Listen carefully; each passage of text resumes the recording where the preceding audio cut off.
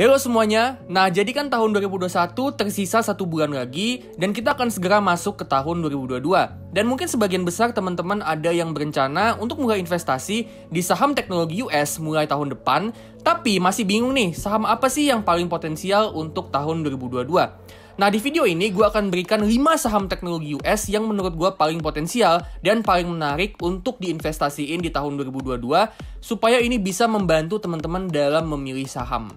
Nah, sebelum kita mulai pembahasannya, jangan lupa subscribe dan tekan lonceng notifikasi supaya kalian up to date dan supaya gue makin semangat untuk bikin konten-konten saham untuk kalian, terutama yang ngebahas soal saham teknologi US. Oke, kalau gitu tanpa lama-lama lagi, langsung aja kita mulai.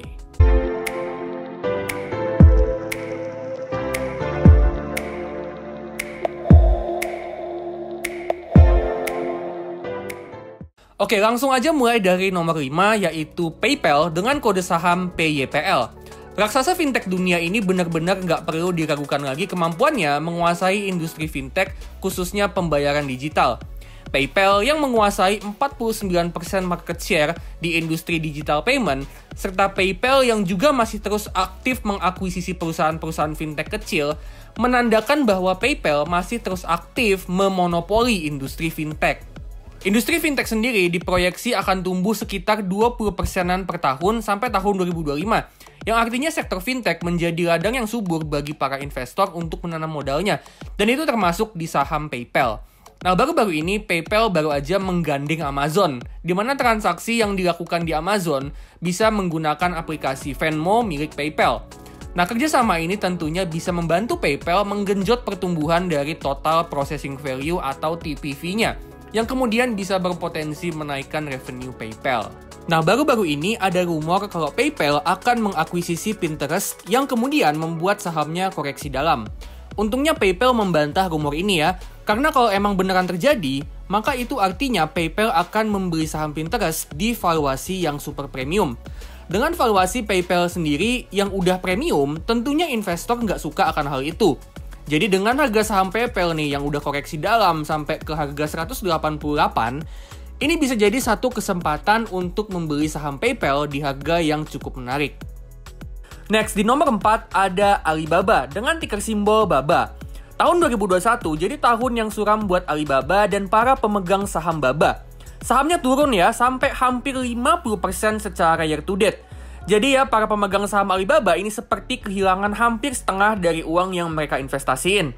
Tapi dengan saham Alibaba yang udah koreksi dalam sampai ke price to earnings 18 kali, dan dengan lini bisnis e-commerce yang masih bisa tumbuh 31%, segmen Alibaba Cloud yang tumbuh 33%, dan proyeksi revenue yang akan tumbuh sekitar 20-23% untuk tahun depan, menjadikan Alibaba ini salah satu top stock pick untuk tahun 2022.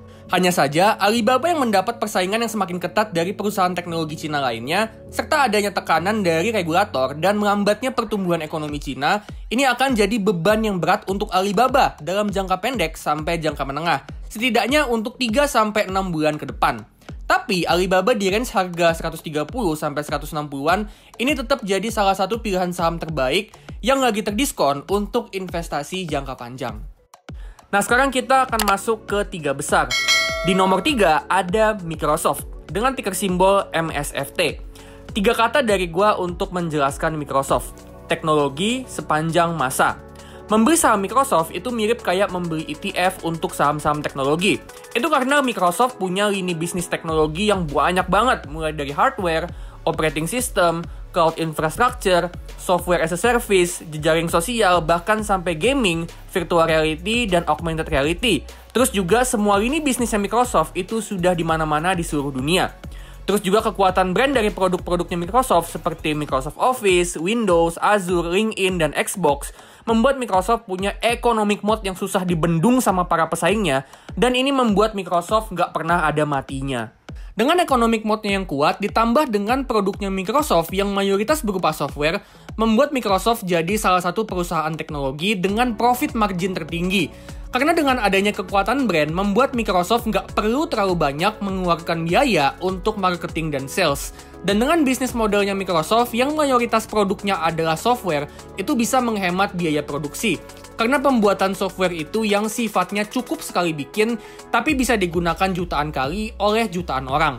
Selain itu, Microsoft juga mendapat katalis positif dari semakin banyaknya perusahaan yang mengadopsi cloud computing ke dalam bisnis mereka, di mana itu bisa menggenjot revenue dari segmen Intelligent Cloud. Tapi, dengan Microsoft yang udah besar banget, kedepannya mungkin pertumbuhannya akan melambat ya. Gua pribadi expect sekitar 10-15% rata-rata pertumbuhannya per tahun untuk 10 tahun ke depan.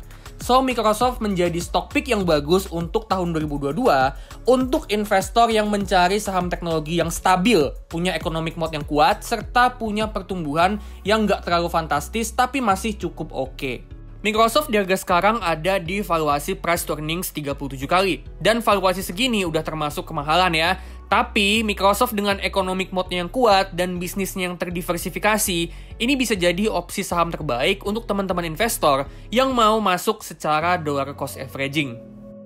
Di posisi 2 ada Meta. Sang raja media sosial kini udah menetapkan visi barunya, yaitu Metaverse, yang menjadikan dunia internet sebuah dunia virtual atau virtual reality di mana kita benar-benar hidup di dalamnya dan nggak cuma melihatnya dari layar HP atau layar laptop. Metaverse tentunya bisa mendorong revenue Meta untuk terbang lebih tinggi lagi. Mengingat segmen advertisement mulai mengalami perlambatan pertumbuhan karena user base-nya Meta atau Facebook yang udah mencakup separuh dunia, membuat Meta mulai kesulitan untuk menambah user baru. Metaverse bisa mendorong naik penjualan headset virtual reality Oculus Quest ke depannya. Selain itu, adanya Metaverse sebenarnya juga bisa menggenjot pertumbuhan user yang udah melambat. Karena ketika kita masuk ke dalamnya, itu kan berarti kita juga membuat akun Facebook baru. Dimana dengan itu, pertumbuhan usernya Facebook bisa naik lagi, dan pada akhirnya bisa menggenjot pertumbuhan revenue dari segmen advertisement. Selain itu, Meta yang punya profit margin yang tinggi, membuat Meta jadi salah satu perusahaan teknologi yang paling profitable, dan itu bisa mempermudah investasinya dalam membangun Metaverse. Nah, Meta yang belakangan diterpa isu hukum membuat harga sahamnya turun dan sekarang saham Meta atau FB ini berada di price to earnings 24 kali. Meskipun dalam jangka pendek isu hukum masih akan memberi tekanan ke saham Meta, tapi dengan potensi growth-nya yang luar biasa dengan adanya Metaverse, ditambah profit margin-nya yang luar biasa dan minim hutang, membuat Meta atau FB di harga sekarang menurut gua masih agak undervalue dan cukup menarik untuk buy untuk tujuan invest jangka panjang. Dan di posisi puncak, di nomor 1, ada Alphabet Inc. atau yang biasa dikenal dengan Google. Ya siapa sih yang nggak tahu perusahaan ini? Alphabet punya economic mode yang nggak terbendung di dunia internet dengan adanya Google dan YouTube. Google dan YouTube yang menjadi mesin pencari dan platform video nomor 1 di seluruh jagat maya, membuat revenue advertisement atau iklan dari dua platform tersebut luar biasa besar dan terus bertumbuh. Alphabet juga akan diuntungkan dengan semakin cepatnya kecepatan koneksi internet. Di mana semakin cepat koneksi internet membuat semakin banyak iklan yang akan ditampilkan, yang kedepannya tentunya akan menggenjot revenue Alphabet lebih tinggi lagi. Selain Google dan YouTube, Alphabet juga punya lini bisnis lain diantaranya Google Cloud. Sayangnya, segmen Google Cloud ini masih merugi dan market share-nya masih kalah dari Amazon Web Services dan Microsoft Azure. Jadi praktis Alphabet cuma ngandelin advertisement sebagai mesin pencetak profit. Tapi meskipun begitu, dengan semakin banyaknya perusahaan-perusahaan yang mengadopsi cloud computing ke dalam bisnis mereka, ini bisa jadi katalis positif untuk industri cloud computing termasuk Google Cloud sendiri. Ditambah lagi, profit margin yang tinggi serta cash and cash equivalent dan free cash flow-nya Alphabet yang jumlahnya jumbo bisa aja dipakai untuk investasi besar-besaran untuk research and development untuk ngembangin Google Cloud. Google Cloud selama 4 tahun terakhir juga mengalami pertumbuhan yang pesat dengan rata-rata 44% pertumbuhan tiap tahunnya. So, meskipun market cap-nya Alphabet udah sampai hampir 2 triliun US dollar, kedepannya Alphabet ini masih punya potensi growth yang luar biasa. Saham Alphabet atau Google di harga sekarang berada di price to earnings 28 kali. Ini nggak bisa dibilang murah dan juga nggak bisa dibilang mahal. Dengan potensi growth-nya yang masih cukup bagus, terutama dari segmen Google Cloud, ditambah Google dan YouTube yang masih menguasai market share untuk search engine dan video platform, ditambah lagi dengan profitnya yang besar, cash flow-nya yang jumbo, dan utangnya yang sangat sedikit, menurut gue saham Google di harga sekarang ada di kisaran harga wajarnya dan masih cukup menarik untuk tujuan investasi jangka panjang. Oke, itu dia 5 saham yang menurut gue potensial untuk kita investasiin di tahun 2022. Nah, gimana nih menurut kalian? Saham mana yang menurut kalian paling potensial untuk tahun 2022?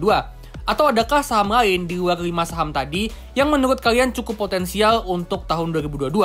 Kalian boleh banget nih ya share di kolom komentar supaya bisa jadi insight buat gua dan viewers lain. Nah, buat kalian yang kepengen investasi di saham teknologi US tapi nggak tahu investasi di mana, kalian bisa install aplikasi namanya GoTrade. Di situ kalian bisa investasi di saham US, terutama saham-saham teknologi, mulai dari $1 aja. Dan kalian bisa register pakai invitation code gua 456231 supaya kalian bisa dapat bonus $2. Proses registrasinya setahu gue juga cukup cepat, sekitar 1-2 jam udah selesai. Bahkan di beberapa kasus yang gue dengar itu cuma makan waktu hitungan menit. Dan di GoTrade itu kalian juga bisa top up dengan rekening bank lokal kayak BRI, Mandiri, atau BNI. Sebelum gue tutup, seperti biasa gue mau disclaimer kalau video ini cuma analisa gue pribadi dan sama sekali bukan ajakan atau perintah untuk jual beli saham, terutama kelima saham tadi. Keputusan di tangan masing-masing dan gue nggak bertanggung jawab atas apapun bentuk kerugian yang kalian alami. Oke, kalau gitu jangan lupa subscribe dan tekan lonceng notifikasi supaya kalian up to date dan supaya gue makin semangat bikin konten-konten saham untuk kalian, terutama tentang saham-saham teknologi US. Oke, kalau gitu gue pamitan dulu, sampai ketemu di video selanjutnya.